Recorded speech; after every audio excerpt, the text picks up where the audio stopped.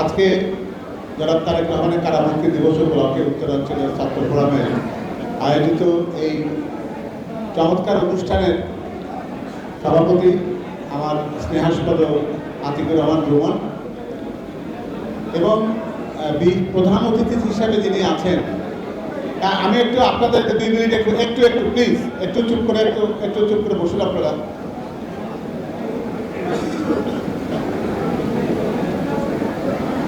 এখানে আপনারা একটু ধৈর্য ধরে আমাদের দুটো কথা শুনুন প্লিজ। একজন মানুষ যিনি এই অনুষ্ঠানের প্রধান অতিথির আসনকে অলঙ্কৃত করেছেন, এই উত্তরাঞ্চলের এই একটা ছোট্ট একটা সমাবেশে তার সম্পর্কে আমি যদি বাক্য বিন্যাস করতে চাই তাহলে আমার মনে হয় যে আমি হয়তো তার প্রতি সুবিচার করতে পারবো না।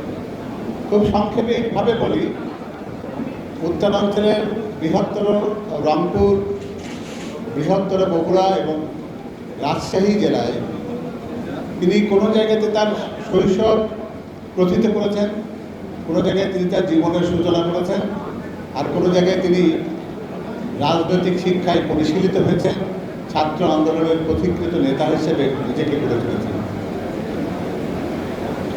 এই মানুষটি সম্পর্কে আমি যত তাকে বুঝবার এবং উপলব্ধি করবার চেষ্টা করি, তত বেশি আমি একটা জায়গাতে অবাক হই যে রাজপথ কীভাবে একটা মানুষের শিক্ষা গুরু হতে পারে। তার প্রকৃত উদাহরণ হচ্ছে আমাদের রুহুল কবির রিজভী ভাই। তিনি শুধুমাত্র একটি দলের সিনিয়র যুগ্ম মহাসচিবের দায়িত্ব পালন করছেন তা নয়, তিনি তার পরিশীলিত অধ্যয়ন, তার জ্ঞান, তার উপলব্ধি এবং তার বিশ্বাস দিয়ে একটি রাজনৈতিক দলের আদর্শিক ভাবনাগুলো তার নেতাকর্মীদের মাঝে প্রতিনিয়ত এমনভাবে পৌঁছে দিচ্ছেন যে বাংলাদেশের রাজনীতিতে তিনি একটি নতুন ধারার সৃষ্টি করেছেন। এই কৃতিত্ব এবং তার সাথে এই মঞ্চে পাশের চেয়ারে বসবার সৌভাগ্যকে আমি আজকে আমার হৃদয়ে অনুভব করছি, তার প্রতি আমাদের সশস্ত্র শ্রদ্ধা।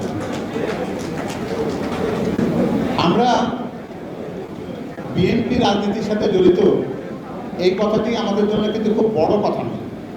আমাদের তার চাইতে বড় কথা হচ্ছে যে আদর্শিকভাবে আমরা যে অঞ্চলকে প্রতিনিধিত্ব করি, বাংলাদেশের ইতিহাসের সাথে তাদের একটা অনন্য অসাধারণ একটি সম্পর্ক রয়েছে।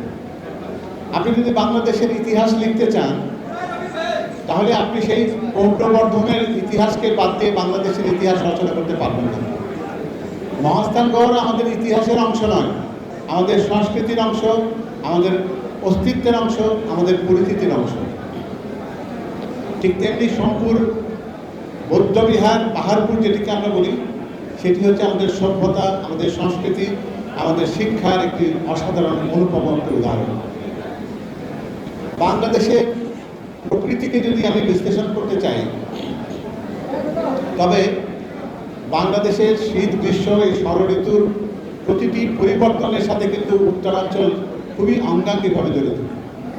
আপনি এখানে শীতের দিনে কুয়াশাচ্ছন্ন সকালবেলা যেমন পাবেন, তেমনি হৈমন্তের শুরুতে আপনি নবান্নের ঘ্রাণ পাবেন, বর্ষায় আপনার উদ্বেলিত যমুনা নদী পাবেন, গ্রীষ্মের তাপদাহে উত্তপ্ত বরেন্দ্র ভূমি পাবেন।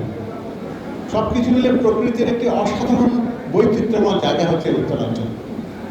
এই কথাগুলো এই কারণে বলছি, আমরা শহীদ রাষ্ট্রপতি জিয়াউর রহমানের মতন একজন অসাধারণ মানুষ এই মাটিতে পেয়েছি, যিনি বাংলাদেশের একটি পরিচয়কে এমন একটা জায়গায় নিয়ে গেছেন, এমন একটা উচ্চতায় নিয়ে গেছেন, যেখানে বাংলাদেশ আয়তনে ছোট্ট একটা দেশ হয়ে এত উজ্জ্বলতায় চাকচিক্যে এত বেশি উদ্ভাসিত হয়েছে যে পুরো বিশ্ববাসী আবিষ্কার করেছে এই তলাবিহীন ঝুড়ির বাংলাদেশ শহীদ রাষ্ট্রপতি জিয়াউর রহমানের জাদুর স্পর্শে একটি সত্যিকারের সম্ভাবনাময় বাংলাদেশে পরিণত হতে পারে। এই বাংলাদেশ তিনি আমাদেরকে দিয়েছেন। দুর্ভিক্ষের বাংলাদেশকে তিনি একটি স্বয়ং সম্পূর্ণ বাংলাদেশে পরিণত করেছেন। একটা লজ্জার বাংলাদেশকে গর্বের বাংলাদেশে পরিণত করেছেন। এই মাটির আরেকজন সন্তান আমাদের দেশনেত্রী বেগম খালেদা জিয়া, যার জন্ম এবং শৈশব, তার কৈশোর সবকিছু উত্তরাঞ্চলকে ঘিরে তৈরি হয়েছে এবং জীবন এর একটা মুহূর্তে এসে যখন তার বৈবাহিক জীবনের সূচনা সেটির সাথেও কিন্তু উত্তরাঞ্চলকে উনি ওনার স্মৃতির সাথে ওনার মরমের সাথে বেঁধে নিয়েছেন।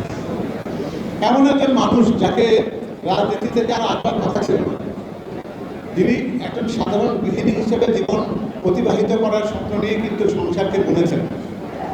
তাকে পরিস্থিতি শহীদ রাষ্ট্রপতি জিয়াউর রহমানের অকস্মাৎ শাহাদাত তাকে রাজনীতিতে এনেছেন।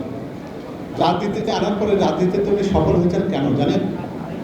উনি সফল হয়েছেন এই কারণে, উনি একটি আদর্শিক সততার উত্তরাধিকারকে বহন করতেন।